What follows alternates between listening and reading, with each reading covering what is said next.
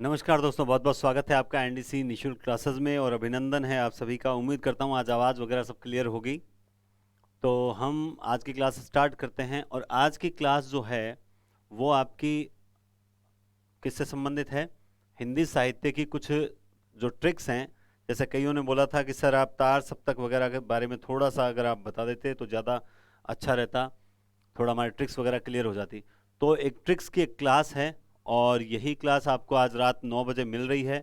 Sir आज paper नहीं करवाओगे क्या? किसी के दिमाग में ये आ रहा हो तो मैं बता दूं आपको, पेपर जो है वो एक दिन का गैप देकर, जैसे कल, आज और कल का 2 दिन के, मतलब आज तो ये क्लास हो गई, कल का एक गैप और देंगे क्योंकि पेपर अभी तक और बढ़िया बनाना है और उसके लिए मुझे थोड़ा सा एक दिन का समय चाहिए।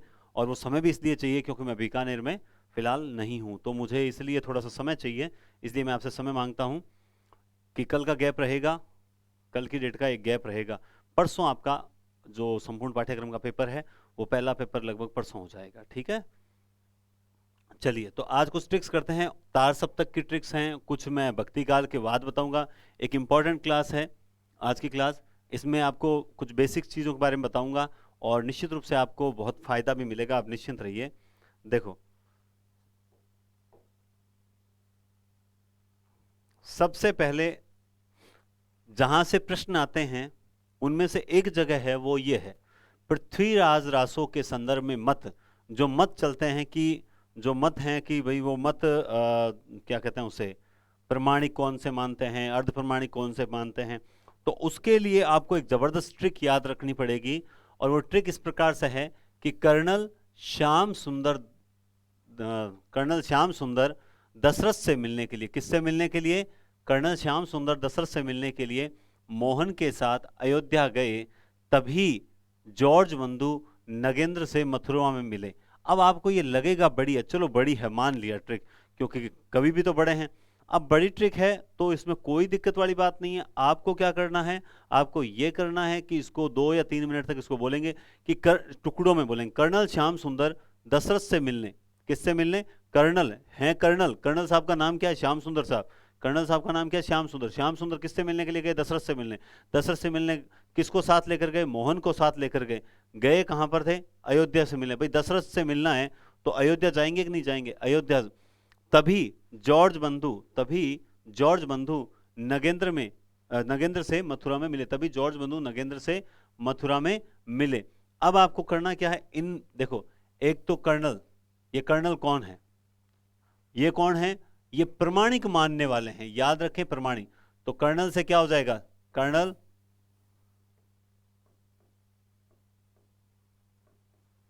James Tod, colonel James Tod, ठीक है। दूसरा प्रमाणिक मानने वाले कौन है भाई? श्याम सुंदर दास। कौन है?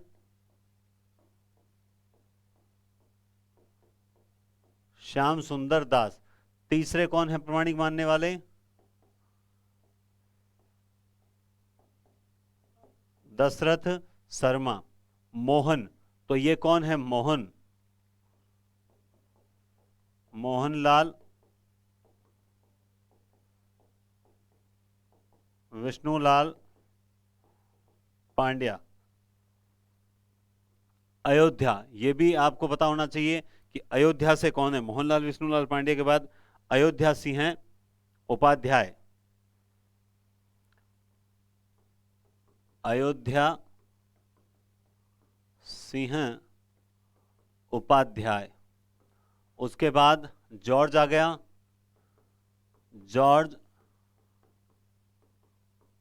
ग्रियर्सन। बंधु से क्या हो जाएगा? मिश्र बंधु। नगेंद्र से डॉक्टर नगेंद्र। और मथुरा प्रसाद। तो ये सारे जो हैं, मथुरा प्रसाद सहित जो व्यक्ति हैं, ये सारे के सारे किससे संबंधित हैं? अब जैसे मथुरा प्रसाद नाम है तो मथुरा प्रसाद इसको दीक्षित है, मथुरा प्रसाद दीक्षित।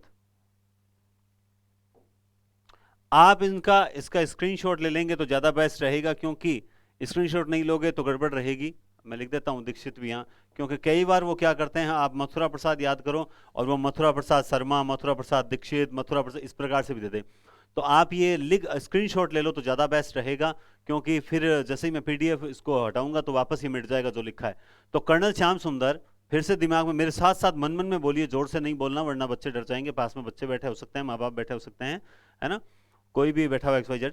तो कर्नल श्याम सुंदर दशरथ से मिलने अयोध्या, मोहन के साथ अयोध्या गए, तभी जॉर्ज बंधु नगेंद्र से मथुरा में मिले। ये गए अयोध्या, वो मिले मथुरा में।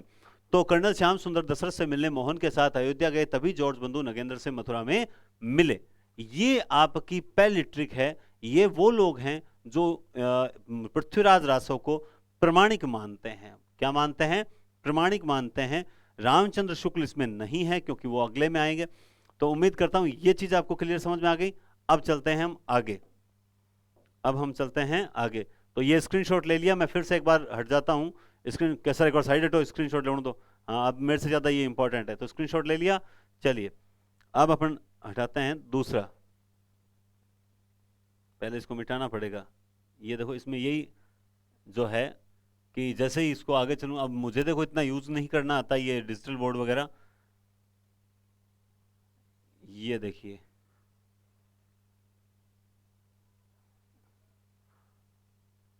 तो ये सारा मुझे मिटाना पड़ चुका है। कोई बात नहीं, आपने तो स्क्रीनशॉट ले लिया, बढ़िया बात है, ठीक है।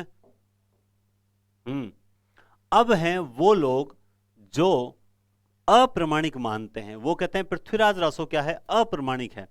तो इसमें देखिए, डॉक्टर गौरी देवी ने शुक्ल को मुरारी की दुकान से मोती श्याम की माला पहनाई।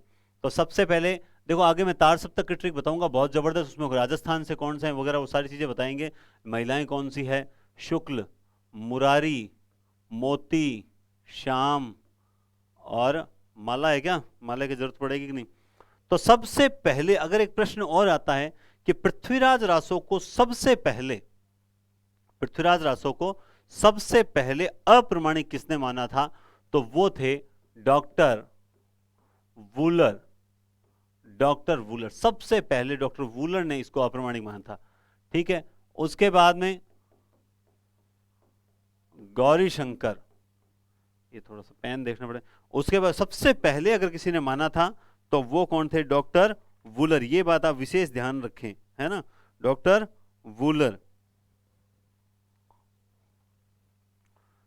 ठीक है। गौरी शंकर, आगे हीरानंद ओझा, पंडित गौरी शंकर हीरानंद ओझा। उसके प्रसाद मुंशी देवी प्रसाद या कोई और है, ठीक है। रामचंद्र शुक्ल, याद रखना रामचंद्र शुक्ल। अब दोस्तों जैसे इसमें राम कुमार वर्मा का नाम नहीं है, तो आप जानते हैं रामचंद्र शुक्ल ने जो जो बात कही थी वही राम कुमार वर्मा कहते हैं, वही राम कुमार वर्मा कहते हैं, ठीक है। ये हैं मुरारीदान, ठीक है, और मोतीलाल मेनारिया, मोतीलाल मेनारिया, ठीक है। श्यामलदान, श्यामल दास लिखा हुआ आता है, श्यामल दास। दधवाड़िया लिखा हुआ है क्या, दधवाड़िया। श्यामलदान, मुरारीदान और श्यामलदान, ये दोनों ही हैं, ठीक है ना। और मोतीलाल, माला की तो जरूरत नहीं पड़ेगी जहां तक।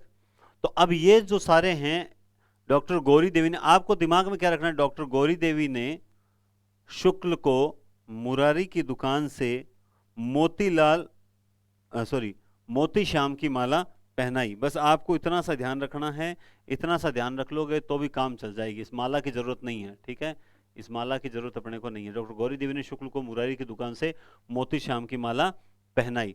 तो ये सारे वो लोग हैं जो अप्रमाणिक मानते हैं। और प्रमाणिक मानने वाले कौन से हैं, जिसकी ट्रिक हमने पहले लिख ली है।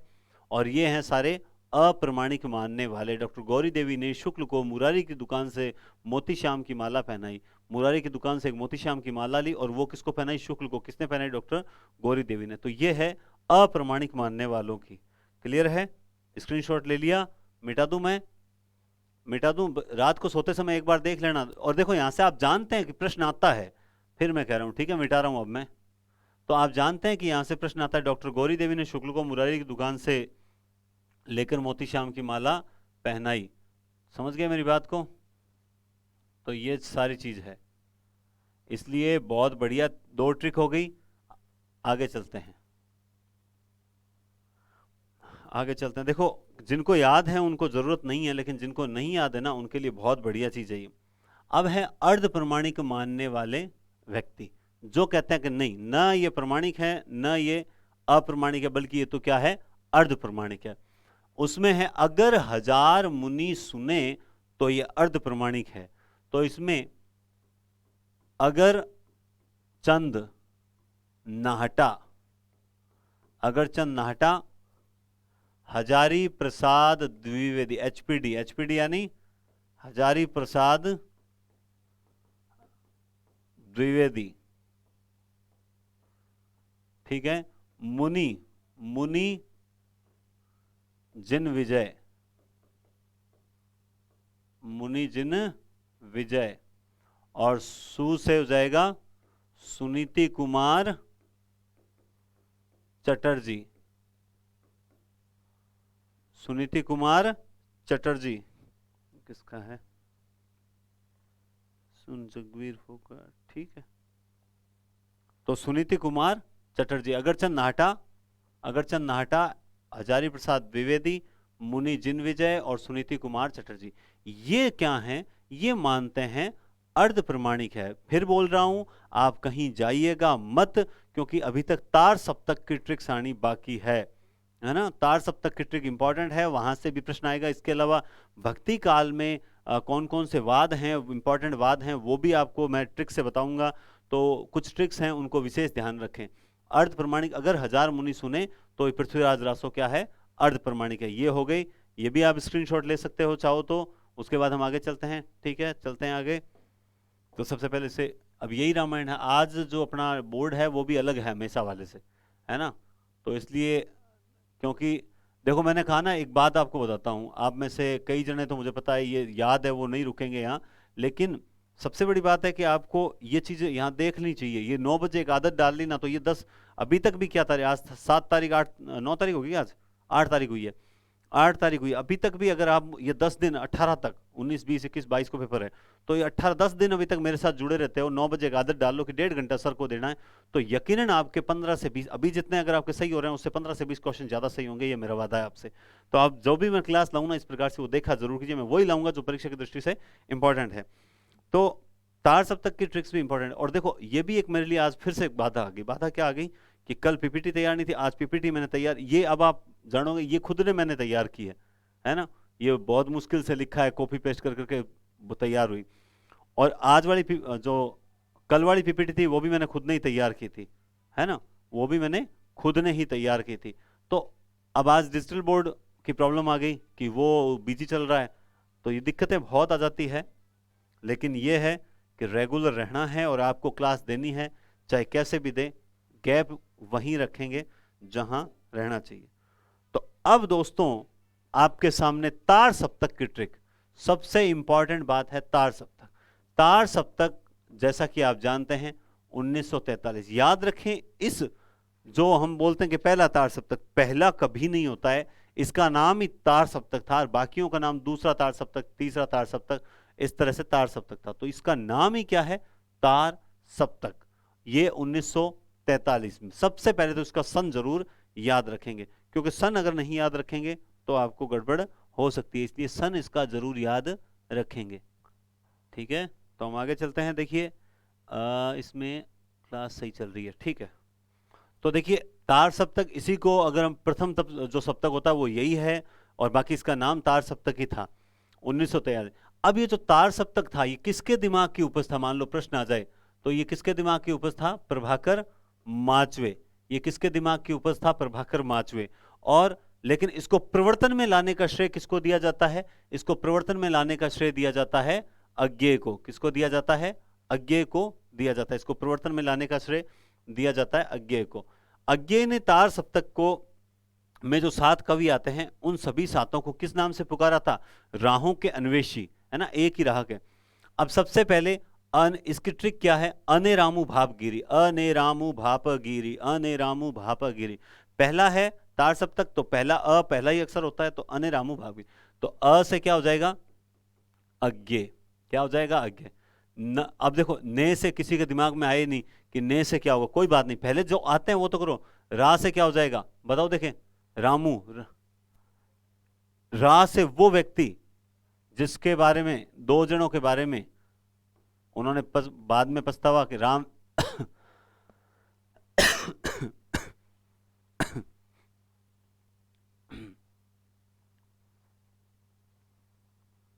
रामविलास शर्मा, ठीक है। मुंह से मुक्तिबोध, भा से दिमाग में आना चाहिए भारत भूषण अग्रवाल, और प से प्रभाकर माचवे। अब गिरी से किसको लोगे? गिरजा कुमार माथुर लोगे, गिरजा शंकर व्यास, और वहां पे इसी तरह के ऑप्शन आएंगे, आप देखोगे कि कौन सा आएगा, गिरजा कुमार माथुर आएगा या गिरजा व्यास है, जो भी आएगा बताओ, देखें क्या लोगे? गिरजा कुमार माथुर। अब बताओ न से क्या आ जाएगा, जल्दी से बताओ, देखें। नेमीचंद जैन। अब ये जो 7 कवि हैं अने रामू भावगिरी, ये प्रथम सप्तक। प्रश्न कैसे आते हैं? निम्न में से कौन सा प्रथम सप्तक का नहीं है, निम्न में से कौन सा द्वितीय सप्तक का नहीं है, निम्न में से कौन सा तृतीय सप्तक, इस तरीके के प्रश्न आते हैं। समझ गए बात को?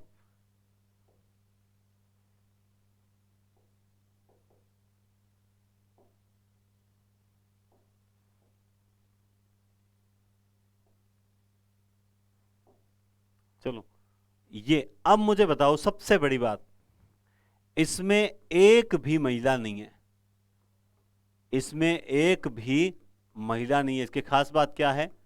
एक भी महिला नहीं है। और दूसरी इसकी खास बात क्या है? एक भी इसमें राजस्थानी नहीं है। पहले तार सप्तक में एक भी राजस्थानी नहीं है और एक भी महिला नहीं है। इस बात का विशेष ध्यान रखा जाए। ना तो इसमें कोई महिला है और ना ही इसमें कोई, क्या, इसमें ना तो कोई महिला है और ना ही कोई जो राजस्थानी है। तो अने रामू भाप गिरी, ये इसकी ट्रिक है, अने रामू भाप गिरी। ठीक है, याद रखना। आगे चलें हम।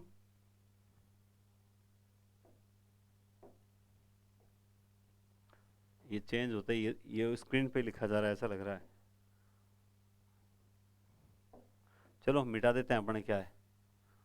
तो अने रामू भावगिरी, बस आपने अगर जो याद कर रखी है वो तो चलो कोई बात नहीं, जो याद नहीं कर रखी है उनको जरूर आप दिमाग में रखें कि हाँ, हमें क्या कहते हैं उसे, ट्रिक जो है याद रखनी है। अने रामू भावगिरी, जिनको याद नहीं है वो ये याद कर लें। ये प्रभाकर माचवे के दिमाग की उपज थी 1943। चलिए, दूसरा तार सप्तक है, उसकी ट्रिक क्या है? डॉक्टर एसएसबी है ना, आप इस ट्रिक को यूं समझेंगे। पहले तो ये आया कब? 1900 क्या नाम है, पहला 1943 में आया था, दूसरा कब आया था, तीसरा कब आया था, ये आपको ध्यान जरूर होना चाहिए, क्योंकि अगर आप सन ही नहीं याद रखोगे ना तो बहुत बड़ी दिक्कत हो जाएगी। समझ गए बात को आप? दूसरा तार सप्तक बताओ, देखें कब आया था। सन आपको जरूर याद होना चाहिए। देखो पहला आया था, देखो इस सिंपल है, एक 1943, 1951, 1959, और बताओ जल्दी से चौथा। चौथा कमेंट करो फटाफट, कमेंट एक के साथ स्पीड से कमेंट आने चाहिए वरना मजा नहीं आता है। बहुत इजी है, आप अगर पहचानोगे तो बहुत इजी है। 79, 1979, 1900, तो ये 59 और 79 में है, और ये 43 और 51 में है, ये तो है इसके। अब इसकी ट्रिक क्या है? डॉक्टर एसएसबी है न, तो सबसे पहले डी से आ जाएगा धर्मवीर भारती, धर्मवीर भारती। ठीक है, आर से आप क्या लोगे? रघुवीर सहाय, रघुवीर सहाय। अब ये जो एस दोनों हैं, ठीक है, ये देखो सशंकर वाले हैं। मैंने कल बताया था शमशेर बहादुर, क्योंकि यहां भी कंफ्यूज हो जाते हैं, शमशेर बहादुर। और ये हैं शकुंतला माथुर, शकुंतला माथुर। ये हैं भवानी प्रसाद मिश्र, भवानी प्रसाद मिश्र। हरि नारायण शर्मा, कौन है? हरि नारायण शर्मा और ये हैं नरेश मेहता। ये देखिए चार पांच सातों के सातों डॉक्टर एसएसबी है न। बस आपको ये ट्रिक याद रखनी है, डॉक्टर एसएसबी ये है न, और आपका एक भी प्रश्न गलत नहीं होगा। ये बहुत बड़ी बात है, खास बात है, 1959 में आया था। और इसी दूसरे सप्तक में अज्ञेय ने कहा था कि हमें प्रयोगवादी न कहा जाए, नई कविता कहा जाए, ये संतोष का विषय है ना। अब देखो इसमें क्या खास बात है। नंबर एक, इसमें खास बात क्या है, इसमें एक महिला है। पहली बार किसी सप्तक में महिला शामिल हुई थी, वो दूसरा सप्तक था, इसमें एक महिला है। दूसरी बात इसमें क्या चीज है आप नोटिस करो, देखो ये जो दो एस हैं ये दोनों सहसंकर वाले हैं, ठीक है। इसमें क नाम का एक भी नहीं है, और जबकि वहां पे तीन क नाम के, तीसरे सप्तक में तीन क नाम वाले स्टार्ट होते हैं। ये भी एक बहुत बढ़िया तरीका है कि इस दूसरे सप्तक में और पहले दूसरे सप्तक में क नाम का एक भी नहीं है। याद रखना, पहले और दूसरे सप्तक में क नाम का एक भी नहीं है, इसलिए याद रह जाता है। तो पहले की अनेरामू भावगिरी और दूसरे की डॉक्टर एसएसबी है न, डॉक्टर एसएसबी है न। तो ठीक है, बी से भवानी प्रसाद मिश्र है से हरिनारायण शर्मा, न से नरेश मेहता। तो ये हो गई आपकी दूसरी ट्रिक। अब आगे चलते हैं, पहले से मिटाना पड़ेगा अपने वही रामायण, ठीक है। तो आप इस तरह से देखो, पहले की अनेरामू भावगिरी डॉक्टर एसएसबी है ना, दूसरे की हो गई। और अब देखो देखते हैं तीसरे की। तीसरा देखिए, तीसरा है पीएम की सभी कूके। क्या है, पीएम की सभी कूके, पीएम की सभी कूके। तो यहां पी से कौन है वो, प्रयाग क्या, प्रयाग मदन वात्स्यायन, रुको याद आ जाएगा। एम से मदन वात्स्यायन, वात्स्यायन मदन। की से ये पहला क से कीर्ति चौधरी, प्रयाग नारायण। याद आ गया ना। मैं हमेशा ही बोलता हूं कि एक बार कोई प्रश्न नहीं है तो उसे छोड़ दो, वहीं पे याद आ जाएगा। कई बार स्लिप ऑफ माइंड होता है, पढ़ा हुआ होना चाहिए। ये स आए ना तो इसका मतलब है सर्वेश्वर दयाल सक्सेना, सर्वेश्वर दयाल सक्सेना। विजय देव नारायण शाही, ठीक है। कुंवर नारायण, कुंवर नारायण, ये कौन है, कुंवर नारायण। प्रयाग नारायण। देखो पीएम की सभी कूके, क्या है, पीएम की सभी कूके, सबसे बड़ी पीएम की सभी कूके, तो याद रखना इसमें। और अब आता है केदार, केदार। अब आप जानते हैं कि केदार में आप कंफ्यूज हो सकते हैं, ये केदारनाथ सिंह है, केदारनाथ पाठक नहीं है। यहां पर वो आपसे गलत करवा सकता है, याद रखें। तीनों क वाले इसी के अंदर है। इसमें भी एक महिला है, इसमें भी एक क्या है, महिला है, इस महिला को शामिल किया गया है। अच्छा, क्लियर बात है, कोई दिक्कत वाली बात नहीं है। पीएम की सभी कोके, ठीक है। अब पहली अनेरामू भावगिरी, दूसरी डॉक्टर एसएसबी है ना, तीसरी पीएम की सभी कूके, ये तीन हो गई ट्रिक। आगे चलते हैं। देखो आप स्क्रीनशॉट में इतना समय नहीं लगता, आप अगर लेना चाहते हो तो ले लीजिए, है ना। आगे चलते हैं। याद आराम से हो जाता है, ऐसी कोई बात नहीं होती है। आप अगर बढ़िया तरीके से ढंग से पढ़ो तो बहुत इजी है याद करना। ये लीजिए, चलिए ये हो गया चौथा तार सप्तक, जो 1979। इसमें है अवधेश के राजकुमार श्री राम ने आचार्य किशोर को सुमन के साथ स्वदेश भेज दिया, स्वदेश भेज दिया। ये बहुत ही बढ़िया प्रश्न है, और यहीं से इसमें से एक प्रश्न आया था अभी फर्स्ट ग्रेड के अंदर, है ना, यहीं से एक प्रश्न आया था। तो देखो सिंपल है, अवधेश कुमार राजकुमार कुंभज, पूरा नाम क्या है, राजकुमार कुंभज। अब बताओ श्री राम से क्या होगा, ये श्रीराम शर्मा है या फिर कौन है, जल्दी से बताओ देखें। ये जो श्रीराम शर्मा है या वर्मा है, या बताओ देखें क्या होगा। याद रखना, ये श्री राम वर्मा, ठीक है, यही वो व्यक्ति हैं नंद किशोर आचार्य, और ये राजस्थानी हैं। क्या हैं? राजस्थानी हैं, और राजस्थानी में भी क्या हैं? बीकानेरी है, बीकानेर से हैं आप, राजस्थान। तो ये प्रश्न अभी पूछा था कि निम्न में से कौन से तार सप्तक के कवि राजस्थान से है, तो ये एक प्रश्न है जो चौथे अब की बार मान लो पूछ ले किस सप्तक में है, तो ये भी आपको याद होना चाहिए, इससे कोई दिक्कत नहीं, ठीक है। उसके बाद देखिए आप, राजेंद्र किशोर, उसके बाद है सुमन राजे, जिन्होंने हिंदी साहित्य का आधा इतिहास लिखा था और बहुत अच्छी किताबें लिखी है, दोनों की दोनों, है ना। और लास्ट है स्वदेश भारती, लास्ट है स्वदेश भारती। तो अवधेश कुमार राजकुमार कुंभज, अवधेश कुमार राजकुमार कुंभज, श्री राम वर्मा, नंदकिशोर आचार्य जो राजस्थान से हैं, इसमें भी एक महिला है सुमन राजे, राजेंद्र किशोर और स्वदेश भारती, ये सारे चौथे तार सप्तक के जो हैं वो कवि हैं। ये किसके कौन से सप्तक के कवि हैं? ये चौथे सप्तक के कवि माने जाते हैं। समझ आ गई बात? ये हैं आपके तार सप्तक। इस तार सप्तक से आप इसलिए उलझते हो, घबराते हो, क्योंकि हमें सेट ही नहीं किया हुआ आज तक इतने सारे कवि। सबसे अनिराम भावगिरी, डॉक्टर एसएसबी है, पीएम की सभी कुके और अवधेश के राजकुमार, श्री राम ने आचार्य किशोर को सुमन के साथ स्वदेश भेज दिया। बस 4 ट्रिक है।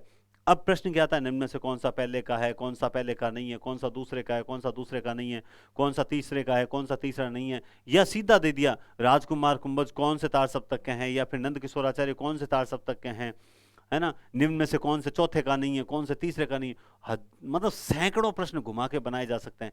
मैं कहता हूं कितने भी घुमा ले, अगर आपने ये ढंग से देख रखे हैं तो निश्चित रूप से आपको फायदा इसका मिलेगा ही मिलेगा।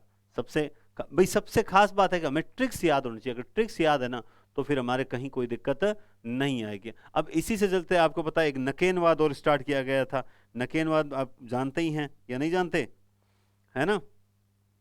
नकेनवाद, तो नकेनवाद याद रखना, नकेनवाद जो स्टार्ट किया था ना वो 1956 का है। नकेनवाद 1956 में किया था नरेश कुमार। ये आगे 3 जो नाम थे, तीनों नामों के आगे वाले अक्षर से उन्होंने एक स्टार्ट किया था जिसका नाम रखा था उन्होंने नकेन, ठीक है ना, याद रखना। अब आप पूछोगे सर कौन कौन से 3 हैं, तो देखो नलीन विलोचन और केसरी कुमार और नरेश कुमार, ठीक है। और सबसे ज्यादा इसको प्रसिद्ध करने में योगदान केसरी कुमार का था। किसका था? केसरी कुमार का सबसे बड़ा योगदान था। नकेनवाद 1956 में आया था। तो ये भी आप याद रखें। ये यहां तक तो होते हैं, दोनों की मैंने जो ट्रिक्स बतानी थी आपको वो बता दी। अब इसके अलावा भी कुछ ऐसी चीजें हैं जो मुझे इंपॉर्टेंट लगती है, आपको लगती है कि नहीं लगती है वो देख लेना, वो इसलिए मैंने सोचा वो भी बता दूं। अब इसके बाद आप देखिए क्या है, हाँ, क्योंकि ये बहुत बड़ी चीज है।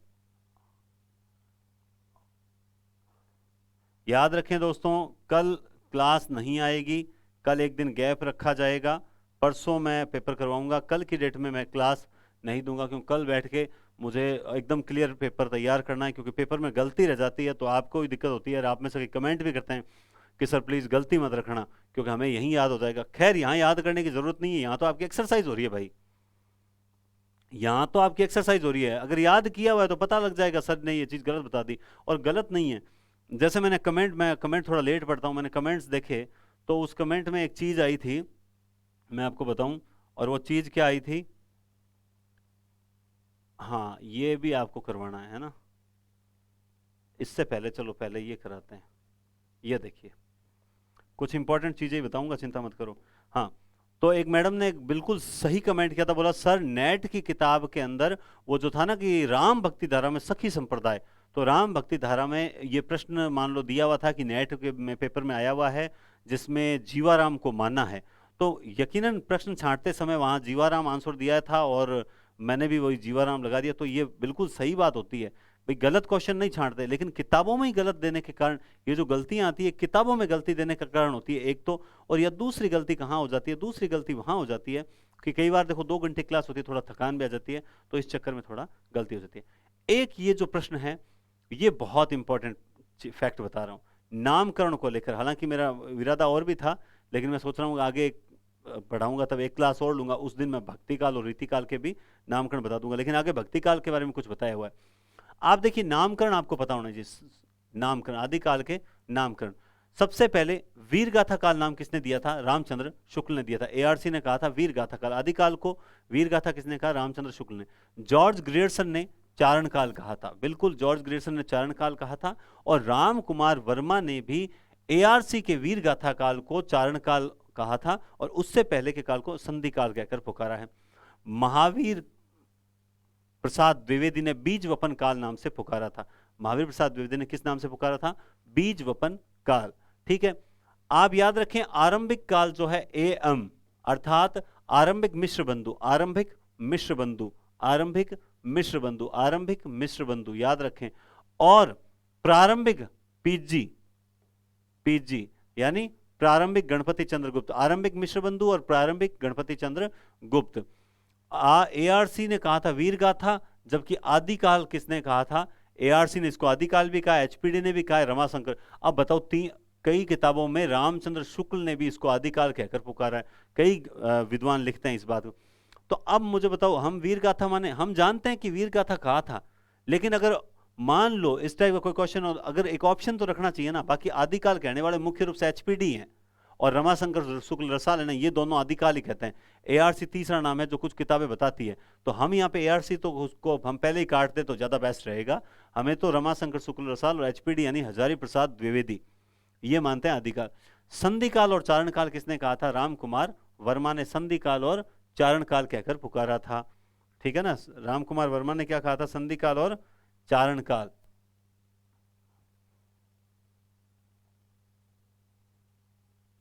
गंदा ज्यादा हो जाएगा है ना, कम लिखते हैं और ज्यादा समझाते हैं, बेस्ट रहेगा।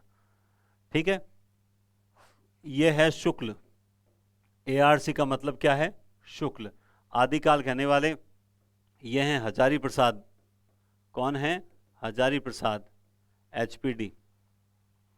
सिद्ध सामंत काल कहा था राहुल साक्रात्य ने। सिद्ध देखो, सिद्ध सामंत साक्रात्यायन, सिद्ध सामंत साक्रात्यायन, सिद्ध सामंत साक्रात्यायन। पीजी प्रारंभिक गणपति चंद्रगुप्त।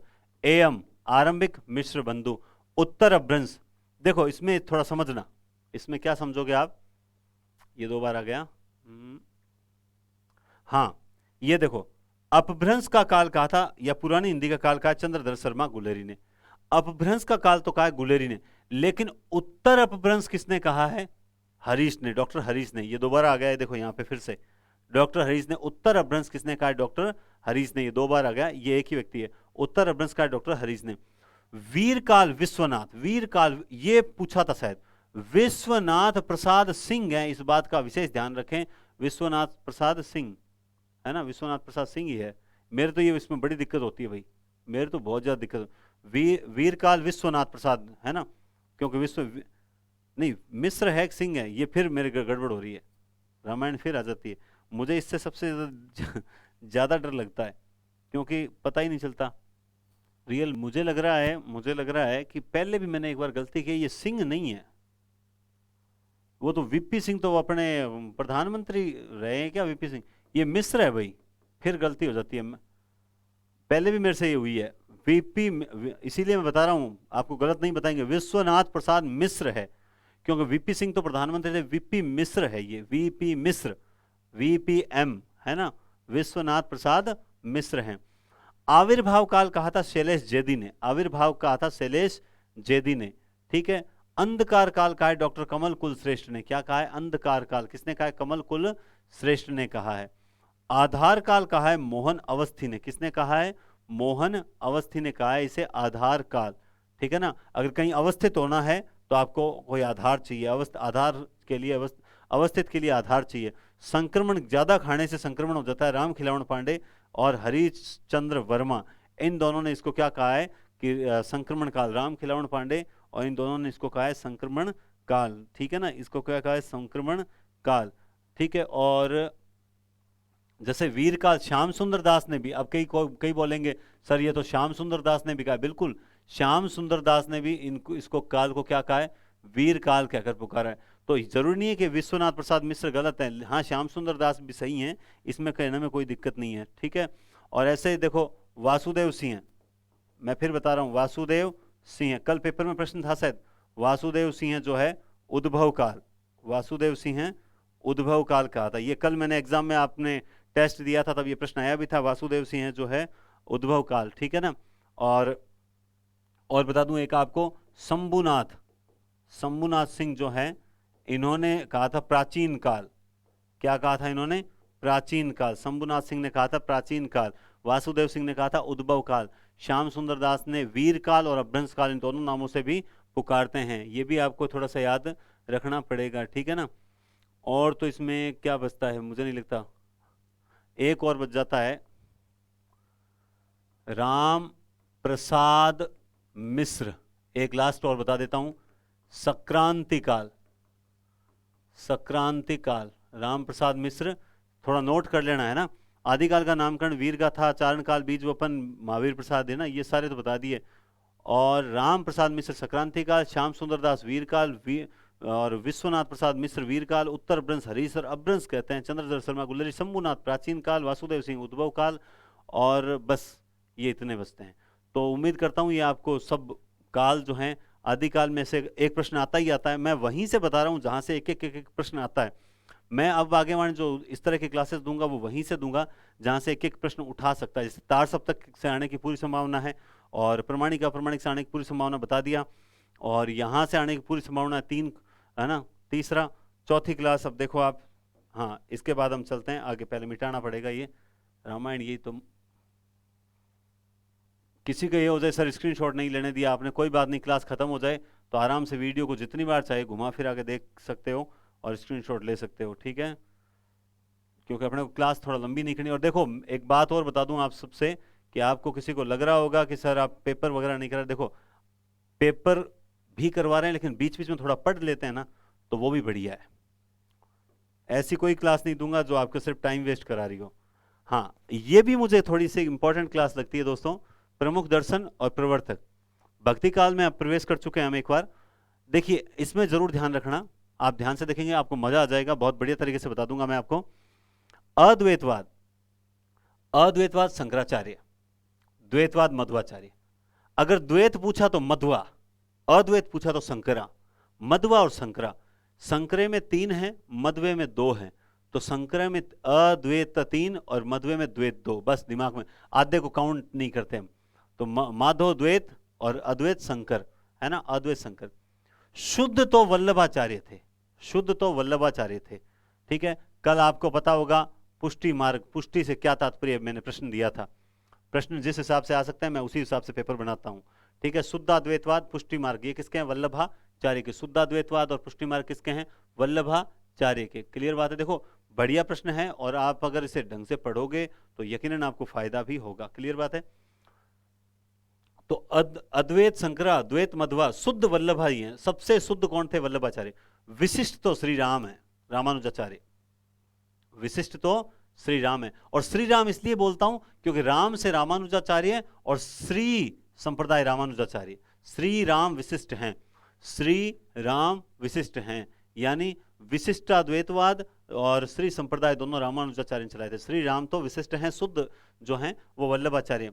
रुद्र, रुद्र यानी रुद्र का मतलब होता है महेश, है ना, शिव, और शिव और विष्णु पक्के भाईले थे, तो रुद्र विष्णु, रुद्र संप्रदाय चलाया था विष्णु ने, विष्णुई संप्रदाय हमारे जाम्बोजी ने चलाया था, 29 नियम दिए थे, 20+9।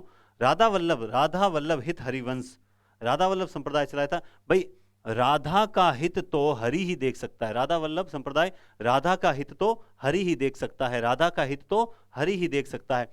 विशिष्ट तो श्री राम है, श्री संप्रदाय रामानुजाचार्य, विशिष्ट तो श्री राम है। द्वैताद्वैत भेदा भेद निम्बार्क संप्रदाय, मतलब जब नींबू खाते हैं ना तो नींबू खाने के बाद में क्या होता है कि द्वैत और अद्वैत कुछ पता नहीं चलता, एकदम ये मतलब दांत अमीज जो है ना, तो द्वैताद्वैत भेदाभेद भेद अभेद कुछ पता नहीं चलता, तो निम्बार्काचार्य द्वैताद्वैत भेदाभेद कुछ पता नहीं चलता, भेद अभेद में अंतर, द्वैत अद्वैत में अंतर, तो द्वैताद्वैत अभेदा भेद में कौन सा है? निम्बार्काचार्य जी है, निम्बार्क संप्रदाय। ये कल मैंने प्रश्न दिया था, आपको याद होगा।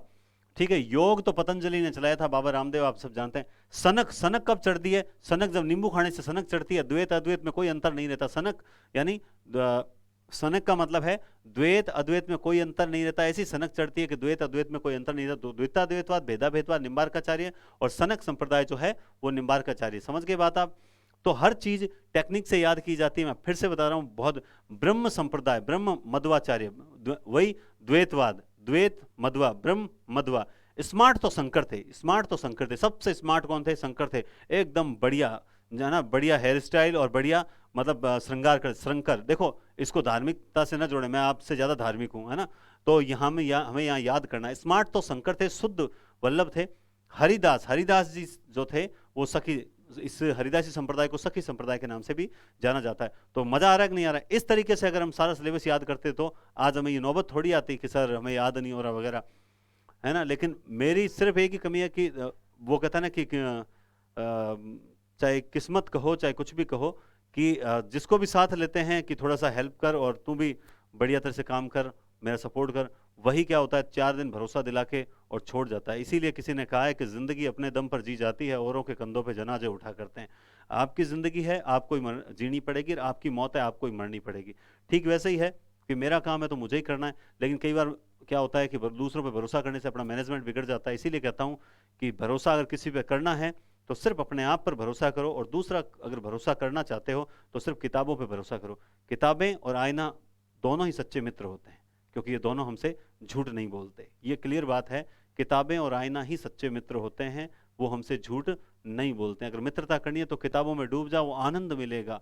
और अगर आप दूसरे उसको खुश रखना है, फलानिया को खुश रखना है, इस तरह से करोगे तो यही होगा, रिजल्ट कुछ नहीं निकलेगा। समझ गए मेरी बात को? चलिए, तो हम फिर से एक बार शॉर्ट में देख लीजिए आप। शुद्ध तो वल्लभाचार्य थे, शुद्ध तो वल्लभा, सबसे शुद्ध कौन थे? वल्लभाचार्य थे। जबकि विशिष्ट थे श्री राम, विशिष्ट श्री राम थे, यानी विशिष्टा संप्रदाय, विशिष्टाद्वैतवाद रामानुजाचार्य। और श्री राम, श्री यानी राम, श्री राम, श्री संप्रदाय रामानुजाचार्य, और विशिष्ट थे राम। और द्वैताद्वैतवाद भेदाभेदवाद निम्बार्काचार्य। देखो सनक संप्रदाय भी चलाया था निम्बार्काचार्य। नींबू खाने से सनक चढ़ती है, नींबू खाने से क्या होती है? सनक चढ़ती है, सनक चढ़ती है, इसका मतलब द्वैत अद्वैत में कोई अंतर नहीं रहता, द्वैत अद्वैत भेद अभेद में कोई अंतर नहीं रहता। तो सनक संप्रदाय निम्बार्काचार्य, द्वैत अद्वैत भेदाभेद निम्बार्का, योग पतंजलि का है। स्मार्ट तो शंकर थे, स्मार्ट कौन थे? स्मार्ट तो शंकर थे, स्मार्ट संप्रदाय चलाया था शंकराचार्य ने, स्मार्ट तो थे शंकर। राधा का हित तो हरि देखेगा, राधा वल्लभ संप्रदाय हित हरिवंश। विष्णु संप्रदाय जाम्बोजी, रुद्र और विष्णु दोनों मित्र थे। रुद्र यानी विष्णु, विष्णु और रुद्र यानी महेश और विष्णु दोनों पक्के भाले। रुद्र को प्रसन्न करना, विष्णु की पूजा करो, विष्णु को प्रसन्न करना रुद्र, तो रुद्र संप्रदाय विष्णु स्वामी। और अद्वैत शंकरा, अद्वैत शंकरा क्योंकि वो तो सबसे स्मार्ट है, इसीलिए वो तो अद्वैत है। बस इस तरीके से आप लोग याद कर सकते हो। आगे चलते हैं, लेकिन वही पहले हमें मिटाना पड़ेगा। क्या गुरु जी? और ठीक लफड़ो दे रहे आज, लफड़े चक्कर में तो थारी क्लास होगी नहीं, तो आज क्लास ही कौन होती। हाँ, वरना आज आपकी क्लास ही नहीं हो पाती। लेकिन मुझे आपको 1.5 घंटा परीक्षा तक देना है, ताकि कम से कम कोई ये न कहे कि सर केवल फेंकते हो। फेंकता नहीं हूं मैं, बहुत कुछ करना चाहता हूं, पर हाँ, ये हाँ, आगे चैतन्य गौड़ीय, चैतन्य महाप्रभु, ये भी बढ़िया चीज है। देखते हैं क्या है, देखना तो पड़ेगा। चलो वीर, हाँ, चैतन्य संप्रदाय या गौड़ीय संप्रदाय, ये है चैतन्य महाप्रभु का। आप जानते हैं साधो, जो साधु होते हैं, साधुओं से दूर रहना चाहिए, क्योंकि साधु वीर होते हैं, है ना। और हिंदू धर्म की ताकत है साधु वीरभान, ये वीरयान नहीं है, वीरभान है, वीरभान। ये साधु सतनामी जगजीवन राम, सतनामी जो है वो जगजीवन राम है, सतनामी जगजीवन।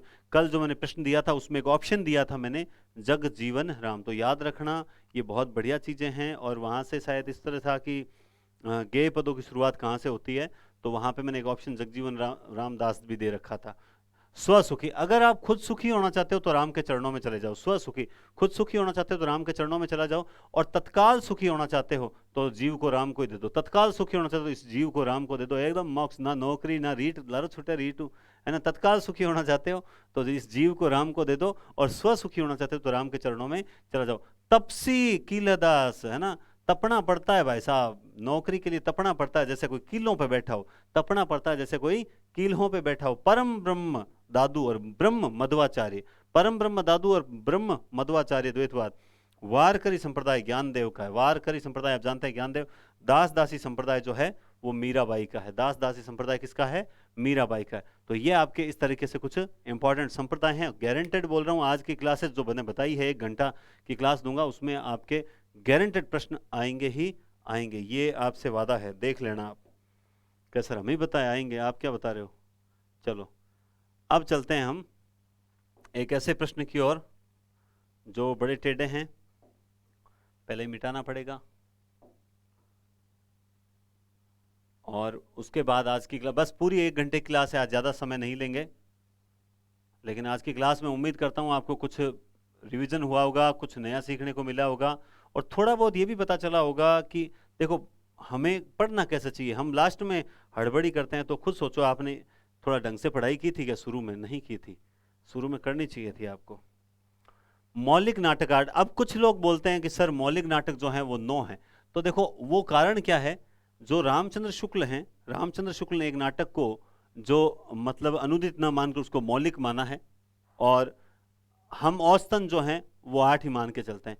तो आप जैसा चाहो देखो, इसमें मैं तो यही बताता हूँ हमेशा। अब उसमें आप कहो कि सर नहीं आप गलत बता रहे हो इस तरीके से, तो आपकी देखो राय है, ठीक है ना। तो मैं इतने दिन रामचंद्र शुक्ल के अनुसार बताता था, तो ये इस कारण से गलती होती थी, बाकी गलत नहीं है।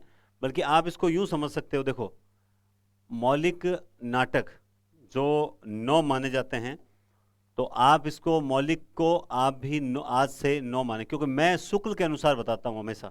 शुक्ल की किताब पढ़ रखी है तो मैं, मेरे दिमाग में शुक्ल ही रहता है, तो ये सब की धारणा अलग अलग। देखो अब इसमें क्या करोगे फिर आप, इसमें आप कर लोगे एक ये ऐड कर लेना शब्द, क्या कर लोगे, कॉपी में लिख लेना, हिंसा और सच्चा प्रेम तो श्री विभा देवी की अंधेर नगरी का प्रताप है।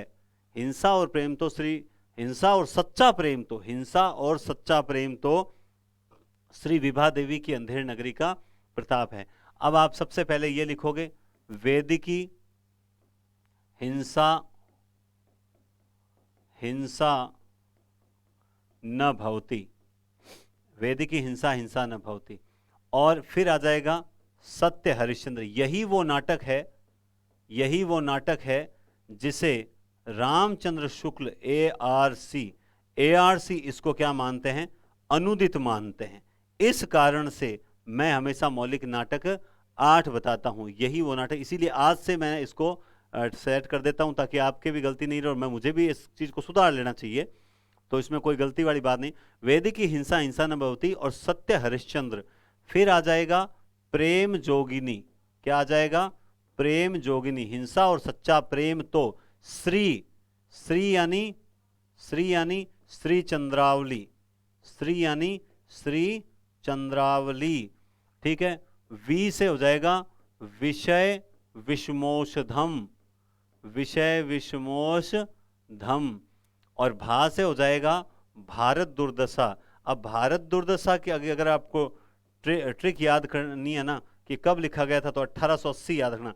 भारत दुर्दशा कितने जनों ने मिलके की, 80 जनों ने मिलके की, 1880 नहीं बल्कि 80, 1880 याद रख लो, 80। भारत दुर्दशा किसने की, बोला 80 ने नहीं की, 80 ने नहीं की, है ना, हमने नहीं की, 80 ने नहीं की, तो कैसे भी याद रख सकते हो। देवी से क्या हो जाएगा, नील देवी, क्या हो जाएगा, नील देवी। अंधेर नगरी से आप जानते हैं अंधेर नगरी, अंधेर नगरी, ठीक है। और प्रताप से क्या हो जाएगा, सती प्रताप, क्या हो जाएगा, सती प्रताप। तो ये सारे नाटक है। हिंसा और सच्चा प्रेम तो श्री विभा देवी की अंधेर नगरी का प्रताप है। हिंसा और प्रेम तो हिंसा और सच्चा प्रेम तो श्री विभा देवी की अंधेर नगरी का प्रताप है।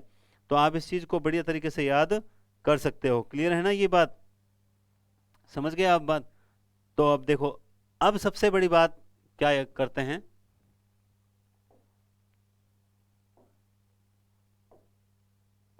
हाँ, सबसे पहले ये नाटक कब लिखा गया था, 1873 में। वैदिकी हिंसा हिंसा न भवती ती ती 73, 30 से 73। दिमाग में देखो ट्रिक सेट करनी पड़ेगी। पहला 1873, उसके बाद ये है 1875, और फिर ये प्रेम जोगिनी भी है, प्रेम जोगिनी भी 1875। तो ये तीन नाटक तो इस तरह से याद रख सकते हो, 73 और 75, दोनों याद रखना, 73 और 75। क्लियर बात है। और उसके बाद ये है 1876, और भी, हाँ ये भी है 1876, 1876। अब बात आती है स्त्री विवाह, भारत दुर्दशा आ जाता है 80 में, और उसके बाद आएगा नील देवी। तो इतना क्रम अगर मान लो, देखो सारा किसी को याद रहता है, किसी को याद नहीं रहता है, तो भी कोई दिक्कत वाली बात नहीं है, लेकिन अगर आपको याद रहता तो अब जैसे नील देवी आएगा तो देवी और अंधेर नगरी, यानी ये दोनों नाटक कौन से, ये दोनों, ये हैं 1881, दोनों ही कब है 1800, नील देवी और अंधेर नगरी दोनों कब हैं 1881। क्लियर बात है। अब लास्ट में रहता है सती प्रताप, जो कि आ जाता है 1883। ये इसके क्रम है। हिंसा और सच्चा प्रेम तो श्री विभा देवी की, अंधेर नगरी का सती प्रताप है। हिंसा और प्रेम तो श्री विभा देवी, हिंसा और तो सच्चा प्रेम, हिंसा और सच्चा प्रेम, हिंसा और सच्चा प्रेम, हिंसा और सच्चा प्रेम, प्रेम झूठा नहीं सच्चा प्रेम होना चाहिए। हिंसा और सच्चा प्रेम तो श्री विभा देवी के अंधेर नगरी का सती प्रताप है। बस ये याद रखें। और ये इनका अधूरा नाटक है, आप जानते हैं, जिसे बाद में राधा कृष्ण दास ने पूरा किया था। किसने पूरा किया था, राधा कृष्ण दास ने पूरा किया था। तो उम्मीद करता हूं आपको ये ट्रिक पसंद आई होगी और बढ़िया तरीके से आपको याद भी हुआ होगा, है ना। हिंसा और सच्चा प्रेम तो श्री विभा देवी के अंधेर नगरी का सती प्रताप है। हिंसा और प्रेम तो श्री विभा देवी के अंधेर नगरी का सच्चा प्रताप है, सॉरी प्रताप है, ठीक है, बार बार सत्य सत्य आएगा। क्लियर है। तो बढ़िया तरीके से याद हो गई ये ट्रिक, याद रखना, ठीक है। सत्य हरिश्चंद्र को उन्होंने अनुदित माना, इसलिए मैं ये हमेशा गलती करता था। अब क्लियर है ये।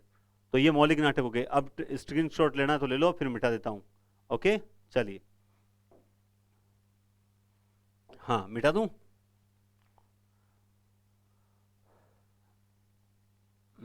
देखो हर चीज याद होती है, पढ़ने की एक तो रुचि होनी चाहिए और जहन में होना चाहिए, तो याद होता है, अदरवाइज फिर मजा नहीं आता। ठीक है, चलो अब हम चलते हैं आज के लास्ट चैप्टर की ओर, और वो है अनुदित नाटक। अब इसमें क्या करेंगे, सबसे पहले अनुदित में ये काट देंगे हम, क्योंकि अब हमें अनुदित कितने करने हैं आप जानते हैं। ये कितने करने हैं अनुदित, 8 की जगह कितने हो गए, सत्य उसमें ले लिया ना, तो वहां हो गए ये रमन। फिर क्या गुरुजी हु कहीं रही हो थारे, हाँ ये तो अनुदित 8 ही है, मौलिक 9 थे ना, तो फिर मैंने क्या बता दिया, उल्टा बता दिया क्या। कई बार दिमाग कहीं और चला जाता है ना। अच्छा दोनों में 8 8 लिख रखा है, हाँ वो 9 थे, ये 8 ही है। ठीक है। क्या सर आप पहले खुद 1 2 3 4 है ना, और 5 6 7 और ये 8 हो गए, ये अपने को काटना है। मौलिक 9 है और अनुदित 8 हैं, बस क्लियर बात है, अब कोई दिक्कत है ही नहीं। मौलिक 9 है और अनुदित 8 है, ठीक है ना। गलत कुछ नहीं बताएंगे, जो दिक्कत थी मैंने आपको बता दी। अब ये प्रश्न क्या है, वीरप्पा धनमंजरी को भारत के राक्षस दुर्लभ से छुड़ा ले गए। वीरप्पा धनमंजरी को भारत के राक्षस दुर्लभ से छुड़ा ले गए। वीरप्पा धनमंजरी को भारत के राक्षस दुर्लभ, वीरप्पा कटप्पा नहीं है, ये वीरप्पा है, और धनमंजरी नाम की एक नायिका है, उसको भारत में एक राक्षस है जिसका वो राक्षस बड़ा दुर्लभ है, उससे छुड़ाया है। इतना सा ही इसमें पूरा वीरप्पा धनमंजरी को। तो ये वीरप्पा क्या है, देखो पहले तो वीरप्पा को याद कर लो। सबसे पहले विद्या सुंदर, क्या है विद्या सुंदर। उसके बाद क्या है रत्नावली, क्या है रत्नावली। फिर तीसरा क्या है पाखंड विखंडन। तो पहले तो यही ध्यान रखो, समझ गए बात। वीरप्पा, विद्या सुंदर, रत्नावली, पाखंड विखंडन, पहले तो यही ध्यान रखना है आपको, ठीक है।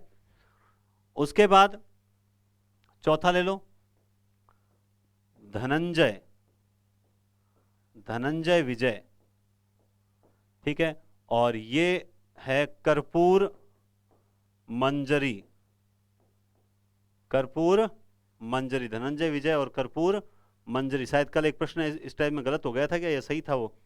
कर्पूर मंजरी। और भारत जननी, भारत जननी, मुद्रा राक्षस, क्योंकि अनुदित हैं, और दुर्लभ, दुर्लभ बंधु। ये सारे हैं 1 2 3 4 5 6 7 8, तो ये टोटल 8 नाटक हैं, ठीक है ना? ठीक है। अब देखो ये कब कब के हैं। ये शुरू होता है 1868, ये भी कब है 1868, ये कब है 1800, ये है 1872, ठीक है, ये है 1873, ठीक है। अब देखो फिर सेम वही बात है, आपको अगर आगे वाले 3 4 भी याद हो जाते हैं ना तो भी आपके दिक्कत नहीं आती, वरना अब मान लो एक भी याद नहीं रहे तब बड़ी दिक्कत आती है, फिर बहुत ज्यादा दिक्कत आती है ना। फिर रोमन संख्या विषम चलती है, मुझे पता है। 75, 76 में नहीं है, 76 में उस साइड है, तो ये हो जाएगा 77, तो फिर मुद्रा राक्षस हो जाएगा 78। मुद्रा राक्षस 78 में ही है ना? मुद्रा राक्षस में थोड़ा नहीं है, तो 78 ही है कि नहीं है? हाँ 78 ही है, ठीक है। और ये लास्ट था 1880। हाँ, अब इसका सन ये है 68 68 72 73। आप तो कैसे याद कर सकते हैं वो भी बताऊं। इसमें क्या, स्टार्टिंग में वीरप्पा 68 68 72, इनको अलग रख दो, 3 नाटकों को, 2 68 में, 1 72 में, 2 68 में, 1 72 में। फिर उसके बाद में ये जो 3 नाटक है इनको रखो 73 75 77, तीनों रोमन विषम संख्या में, 3 5 7, 73 75 77, इस तरीके से रखो। और फिर लास्ट में 2 सम संख्या रख दो, 78 और 80। अब ये थोड़ा दिमाग में रखना तो पड़ेगा। अब ऐसा कि जी तो कहूँ याद हुआ है, यहाँ याद करा दें तो मैं सीधो याद कर ला। अब ऐसे दिमाग लगाओ तो भाई आप जानो और आपका काम जाने, बाकी वरना बढ़िया चीज है। वीरप्पा धनमंजरी को भारत के राक्षस दुर्लभ से छुड़ा ले गए। अभी तक तो इसमें यह भी देखना पड़ता है कौन सा नाटक किसका अनुवाद है, कौन सा, है ना, और मौलिक नाटकों में किस में जो है एक मतलब नारी की क्या कहते हैं बलिदान की गाथा है, किस में क्या चीज़ है, सारा आपको देखना पड़ेगा। असत्य पर सत्य की विजय किस पर है, और उस वक्त देश के हालातों को लेकर कौन सा भारत दुर्दशा या भारत जननी कौन सा लिखा गया था, तो ये भी आपको थोड़ा ध्यान रखना पड़ेगा। बहुत बढ़िया आपको ट्रिक बता दी। अब आप खुद सोच लो कि आपको कितनी, मतलब ये क्लास, आज की क्लास जो 1 घंटे क्लास है, कितनी आपके लिए हितकारी क्लास है। आप खुद समझदार हैं, आप सोच सकते हैं। ये मेरी आज की क्लासेस थी। मैंने आपको प्रमाणिक अप्रमाणिक बताया, मैंने आपको भक्ति काल के जो जहाँ से प्रश्न बनता है क्या कहते हैं वाद बताए, मैंने आपको तार सप्तक बता दिया, मैंने आपको आदिकाल का नामकरण बता दिया, और मैंने आपको भारतेंदु, जितना आपने मुझे कहा उतना मैंने सारा बता दिया। अब आपको कोई और भी चीज़ अगर नहीं समझ आती है, वास्तव में लायक है, तो मुझे बताएं, मैं जरूर बताऊंगा। अलंकार सब शक्ति मैं जरूर करवाऊंगा। कल मुझे थोड़ा सा बाहर जाके आना है, तो कल इसलिए मैं गैप रखूंगा 1 दिन का, और मैं वापस आते ही आपको अलंकार और सब शक्ति की क्लास भी दे दूंगा। तो उम्मीद करता हूं कि बहुत बढ़िया क्लास रही आज की, और लाइक एंड शेयर करना ना भूलें। और कल का गैप है, बढ़िया तैयारी करें, क्योंकि अगला जो टॉपिक है संपूर्ण पाठ्यक्रम का इस बार, तो बढ़िया तरीके से तैयार रखें। उसमें व्याकरण भी होगी, A to Z है, अब पूरा A to Z चलेगा। तो अब आपके हाथ में है, अगले 3 4 पेपर जो होंगे संयुक्त पाठ्यक्रम के हैं, और एक भी प्रश्न चूकेगा नहीं, ये मेरा आपसे वादा है। बढ़िया तरीके से जुड़े रहें, और कम से कम कल मैं नहीं आऊंगा तो भी रात को आप क्लास कोई ना कोई दूसरी क्लास का लिंक सबसे शेयर करें, स्टेटस लगाएं, लेकिन लगाएं जरूर, ठीक है। बहुत बहुत धन्यवाद, शुभ रात्रि।